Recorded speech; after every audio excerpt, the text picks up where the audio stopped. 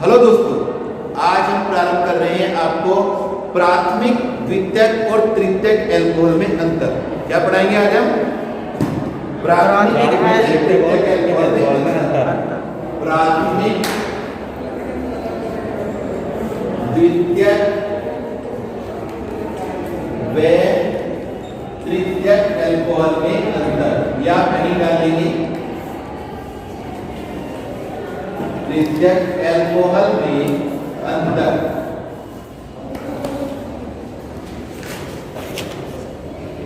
इन्हें अंग्रेजी में हम कहते हैं प्राइमरी, सेकेंडरी व टर्सरी एल्कोहल। और इसे हम प्राइमरी को 1 डिग्री, 2 डिग्री तथा 3 डिग्री से भी प्रदर्शित करते हैं। अगर कहीं आपकी जो एग्जाम आता है उसमें नहीं लिखा हो 1 डिग्री, 2 डिग्री और 3 डिग्री में क्या अंतर है, तो भी आप सब बताएंगे 1 डिग्री, 2 डिग्री और 3 डिग्री का मतलब होता है प्राथमिक, द्वितीयक और तृतीयक। तो ये एल्कोहल में अंतर पढ़ेंगे हम। ये कभी कभी शॉर्ट में ऐसे लिखा आता है PST, एल्कोहल में अंतर। PST का मतलब भी प्राइमरी, सेकेंडरी और टर्सरी, अर्थात प्राथमिक, द्वितीयक और तृतीयक होता है। इस प्रकार से हम आज पढ़ेंगे PST एल्कोहल में अंतर। पहला अंतर हम पढ़ेंगे, कौन सी विधि पढ़ेंगे? ऑक्सीकरण विधि। इस विधि में क्या होता है? ऑक्सीकरण विधि में ध्यान रखेंगे, ऑक्सीकरण विधि में जो मुख्य रूप से होता है वो होता है, लिख लें आप, ऑक्सीकरण विधि में पोटेशियम डाइक्रोमेट, पोटेशियम डाइक्रोमेट तथा सांद्र H2SO4, ये हमारा ऑक्सीकारक पदार्थ है। पोटेशियम डाइक्रोमेट तथा सांद्र H2SO4 की उपस्थिति में एल्कोहल ऑक्सीकृत होते हैं। एल्कोहल ऑक्सीकृत होते हैं। अब पहले प्राथमिक एल्कोहल क्या करेंगे, तो देखेंगे हम प्राथमिक एल्कोहल लिखते भी जाएंगे। प्राथमिक एल्कोहल ऑक्सीकृत होकर, प्राथमिक एल्कोहल ऑक्सीकृत होकर पहले एल्डिहाइड बनाते हैं, पहले एल्डिहाइड बनाते हैं और फिर अम्ल बनाते हैं, और फिर अम्ल बनाते हैं तथा प्रत्येक पद में, विशेष बात इसमें भी ध्यान रखनी है हमें, प्रत्येक पद में कार्बन की संख्या समान रहती है। कार्बन की संख्या समान रहती है। तो देखिए हम प्राथमिक एल्कोहल में मैंने आपको बताया था एथिल एल्कोहल लेके करते हैं। तो यहाँ हम एथिल एल्कोहल ले लेते हैं CH3CH2OH। इसमें कितने कार्बन है? 2। तो यहाँ मिलेंगे 2 कार्बन, ठीक है। अब इसका ऑक्सीकरण करेंगे किसकी प्रेजेंस में? K2Cr2O7 प्लस H2SO4, ऑक्सीकरण तो बनेगा CH3CHO, एसिटल्डिहाइड। क्या बनेगा? CH3CHO, acetaldehyde. मैंने आपको बताया कि पहले ही ऑक्सीकृत होकर एल्डिहाइड बनाते हैं। तो क्या बना? एसिटल्डिहाइड। कितने कार्बन है इसमें? 2। अब फिर इसके बाद दोबारा ऑक्सीकरण हो जाता है इसका पोटेशियम डाइक्रोमेट और H2SO4 की उपस्थिति में ही। तो हम ऑक्सीकरण में देखते हैं तब बनता है CH3COOH और यहाँ भी 2 कार्बन है। तो ये बन गया हमारा एसिटिक अम्ल। तो मैंने आपको बताया था कि जो प्राथमिक एल्कोहल होते हैं वे ऑक्सीकृत होकर पहले एल्डिहाइड बनाते हैं और फिर अम्ल बनाते हैं। तो यहाँ भी हमने ये दिखाया कि एथिल अल्कोहल ऑक्सीकृत होकर पहले एसिटिक बना रहा है और फिर ये ऑक्सीकृत होकर एसिटिक अम्ल बना रहा है। इसे आप उदाहरण निकाल लें और हम चलते हैं इसके दूसरे पार्ट पर। द्वितीयक अल्कोहल क्या करता है? बी, द्वितीयक अल्कोहल, द्वितीयक अल्कोहल उसी तरीके से ऑक्सीकरण होगा दो ही प्रकार लिखेंगे। द्वितीयक अल्कोहल ऑक्सीकृत होकर, द्वितीयक अल्कोहल ऑक्सीकृत होकर पहले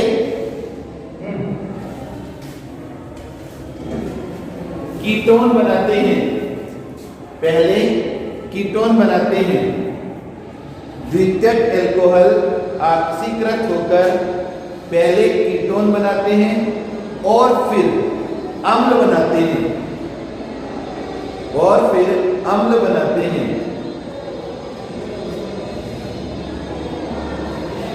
दूसरे पद में एक कार्बन की कमी हो जाती है, दूसरे पद में एक कार्बन की कमी हो जाती है। आप मेरे साथ साथ लिख सकते हैं। देखो भाई, द्वितीयक अल्कोहल लेते हैं, ये हो गया हमारा द्वितीयक अल्कोहल, जिसे हम, इसका नाम है आइसोप्रोपिल अल्कोहल, आइसोप्रोपिल अल्कोहल। इसमें हम देखिए कितने कार्बन है, इसमें कार्बन की संख्या 3 है। कितने कार्बन है? 3 कार्बन। और अब हम इसका ऑक्सीकरण कर देते हैं K2Cr2O7 और H2SO4 की प्रेजेंस में। तो ऑक्सीकृत होकर हम देखते हैं कीटोन बनेगा जिसका नाम है एसीटोन, एसीटोन। तो ये कीटोन बन गया। और फिर ऑक्सीकरण होता है K2Cr2O7 प्लस H2SO4 की उपस्थिति में ही, तो ये ऑक्सीकरण होता है तो बन जाता है एसिटिक अम्ल CH3COOH।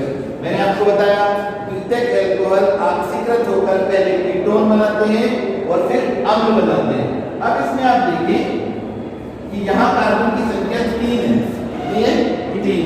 और यहाँ पे कितनी है? 1 2 3। तो 3 कार्बन यहाँ और 3 कार्बन यहाँ। लेकिन अब जो लास्ट पद है हमारा, उसमें हम देखते हैं कि कार्बन की संख्या कितनी रह गई?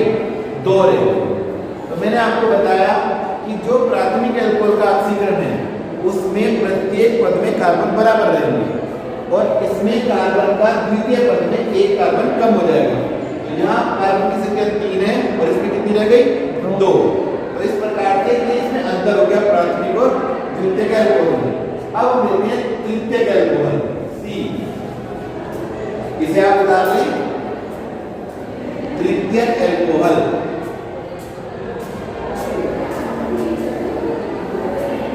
तृतीयक अल्कोहल लिखिए आप, तृतीयक अल्कोहल ऑक्सीकृत होकर, तृतीयक अल्कोहल ऑक्सीकृत होकर पहले कीटोन बनाते हैं और फिर अम्ल बनाते हैं। तृतीयक अल्कोहल ऑक्सीकृत होकर पहले कीटोन बनाते हैं और फिर अम्ल बनाते हैं तथा दोनों पदों में एक एक कार्बन की कमी होती जाती है। यहां पे हम देख रहे हैं दोनों पदों में कार्बन की कमी हो रही है, दोनों पदों में एक एक कार्बन की कमी होती जाती है। देख ले भाई, यहां देखते हैं तृतीयक अल्कोहल, तृतीयक अल्कोहल ये हमारा हो गया तृतीयक अल्कोहल। 3 CH3 जुड़े होंगे एक कार्बन के साथ, इसको कहेंगे तृतीयक अल्कोहल। और ये हो गया हमारा तृतीयक ब्यूटिल अल्कोहल, इसका नाम है तृतीयक ब्यूटिल अल्कोहल। इसमें कितने कार्बन है भाई? कितने कार्बन है? 4। इसमें कार्बन की संख्या 4। और जब ऑक्सीकृत होगा तो कीटोन बनेगा एसीटोन। ये हमने मिटाया इसलिए जितना कि सेम रिएक्शन बननी है। तो ये तृतीयक अल्कोहल का जब ऑक्सीकरण करते हैं तो एसीटोन बन जाता है। अब कार्बन कितने रह गए? 3। और यहाँ कितने थे? 4। तो यहाँ पहले बंध में एक कार्बन कम हो गया और फिर हम लोग बनता है फिर एक कार्बन की कमी हो गई। तो इनमें तीनों पदों में एक एक कार्बन की कमी होती जाती है। तो प्राथमिक अल्कोहल में हमने देखा था कि कार्बन बराबर रहते हैं, द्वितीयक अल्कोहल में दूसरे पद में एक कार्बन की कमी हो जाती है और तृतीयक अल्कोहल में दोनों पदों में ही एक एक कार्बन की कमी होती जाती है। तो ये हमारी ऑक्सीकरण प्राथमिक द्वितीयक तृतीयक अल्कोहल का अंतर कर सकते हैं। याद बता लें। अब इसके बाद दूसरा अंतर देखेंगे, अंतर नंबर 2। दूसरा अंतर हम देखेंगे, दूसरी विधि है हमारी विहाइड्रोजनीकरण विधि। विहाइड्रोजनीकरण विधि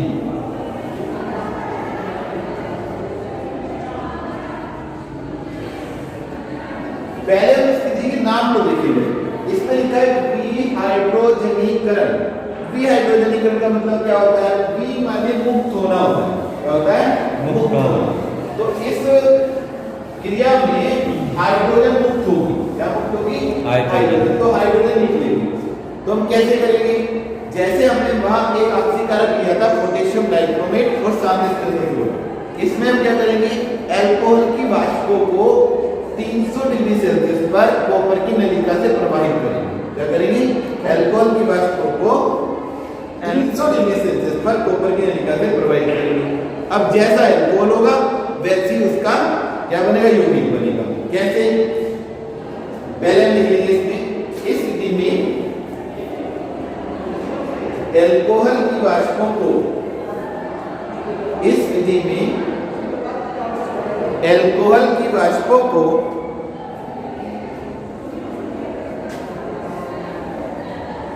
300 डिग्री सेल्सियस पर कॉपर की नलिका में प्रवाहित करते हैं। 300 डिग्री सेल्सियस पर कॉपर की नलिका में प्रवाहित करते हैं।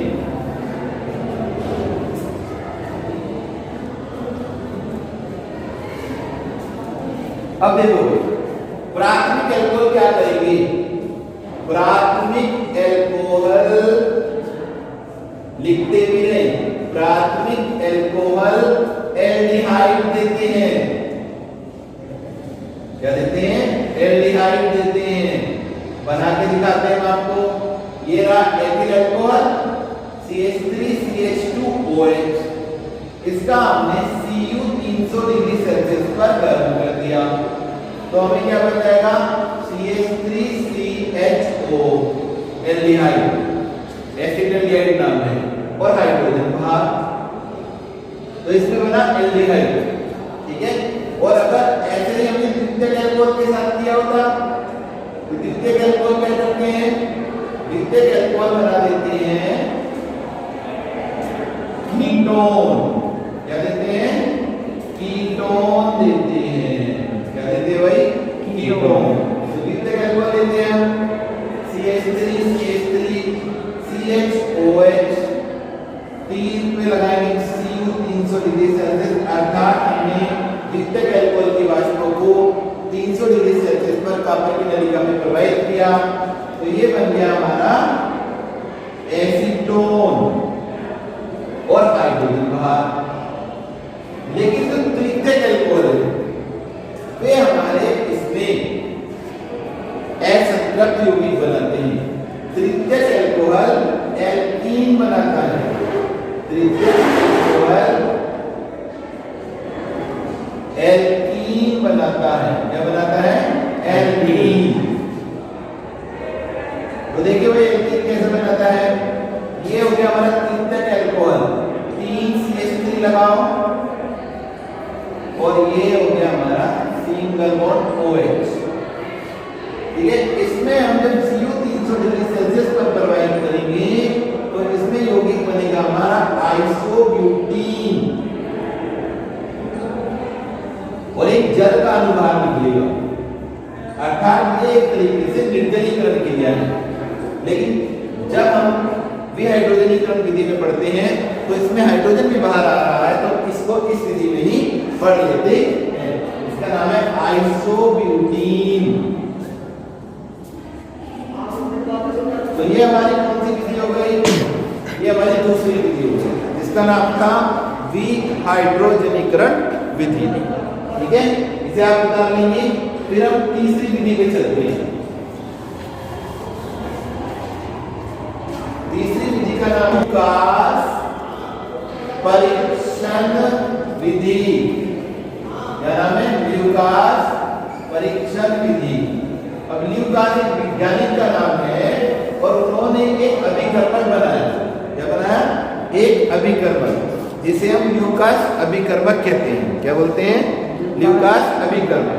और ये ल्यूकास अभिकर्मक होता है जिंक क्लोराइड और HCl का मिश्रण। क्या होता है? जिंक क्लोराइड और HCl का मिश्रण। इसमें लिखेंगे जिंक क्लोराइड और HCl के मिश्रण को,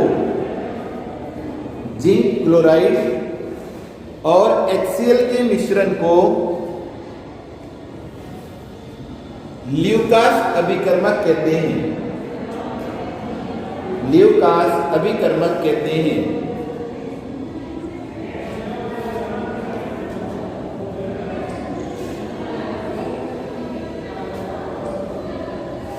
यह अल्कोहल के साथ क्रिया करके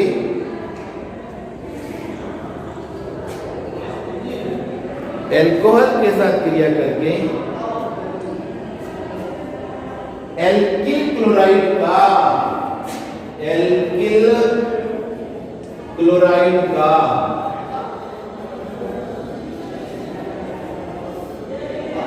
गंदला अवक्षेप, गंदला रस, बिल्कुल गंदा सा, गंदला अवक्षेप, अंग्रेजी में कहते हैं टर्बिडिटी। अंग्रेजी में क्या कहते हैं? टर्बिडिटी देता है, गंदला अवक्षेप देता है। तो ये हो गया हमारा कोई भी अल्कोहल 8 सिंगल बॉन्ड OH, कोई भी अल्कोहल, और उसकी क्रिया HCl के साथ कराएंगे। किसके साथ कराएंगे? HCl के साथ। और यहाँ लगाएंगे हम जिंक क्लोराइड। ये जिंक क्लोराइड, तो ये बनेगा हमारा 8 सिंगल बॉन्ड Cl। क्या बनेगा? 8 single bond Cl plus H2O। ये हो गया एल्किल क्लोराइड। Alkyl chloride.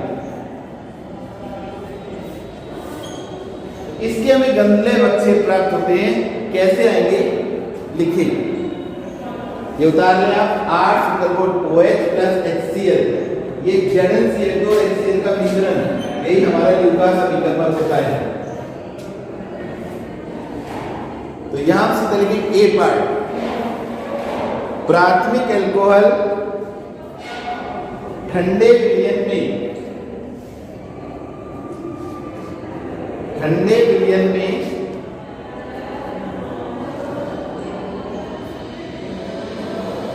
कोई अवक्षेप नहीं देते,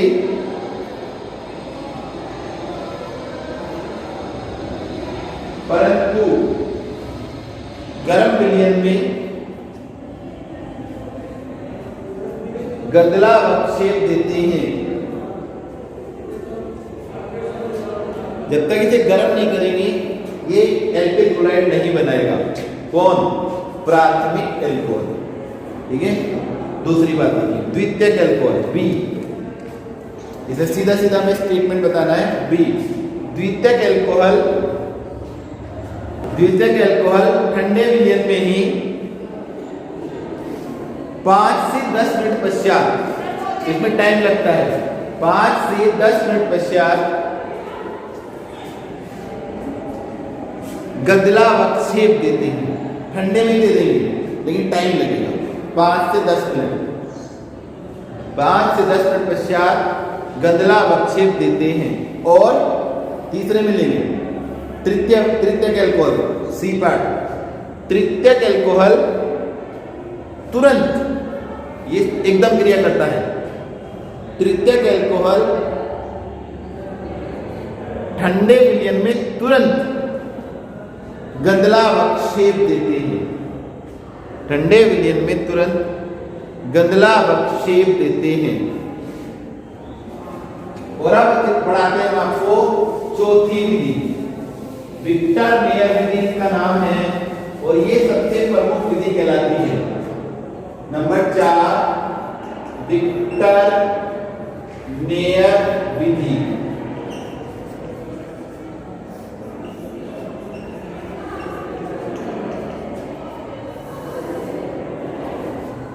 नंबर 4 विक्टर मेयर विधि। यह विधि PST प्राइमरी, द्वितीयक और तृतीयक, यह विधि PST अल्कोहल के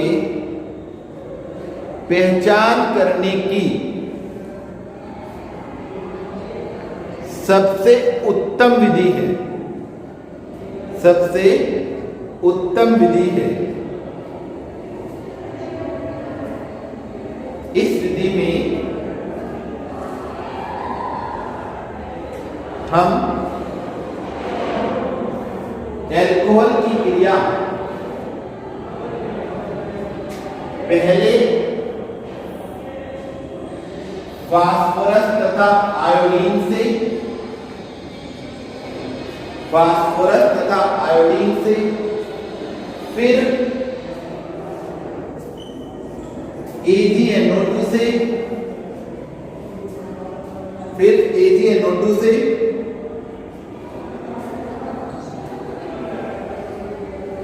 उसके बाद HNO2 से, HNO2 से, और अंत में इसमें NaOH मिलाते हैं। ये 4 विकल्प हम इसमें यूज करते हैं। इसमें NaOH मिलाते हैं, विभिन्न रंग के विलयन प्राप्त होते हैं, विभिन्न रंग के विलयन प्राप्त होते हैं, अलग अलग कलर के। अब देखिए हम कैसे कैसे चलेगी विक्टर मेयर विधि। आप देखें यहां पे हमारा प्राथमिक alcohol A 8 single bond CH2OH, या मैं आपको 8 से बता रहा हूं, कोई भी अल्कोहल ले सकते हैं। पहली क्रिया P+I2 के साथ, तो ये आयोडीन OH को अलग कर देगी और बन जाएगा एल्किल आयोडाइड RCH2I। फिर दूसरी क्रिया किसके साथ है? AgNO2 के साथ, तो ये I रिप्लेस हो जाएगा, क्रिया वाली नहीं है। देखते चले कहां कहां क्रिया हो रही है। RCH2NO2, फिर उसके बाद तीसरी क्रिया यही दिखा देते हैं, तीसरी क्रिया HNO2 के साथ, यहां पर बन जाएगा nitrolic acid C double bond NOH single bond NO2, इसे कहेंगे हम नाइट्रोलिक अम्ल। और फिर चौथे स्टेप में मैंने आपको बताया लास्ट में क्या करते हैं, क्या मिलाते हैं? NaOH।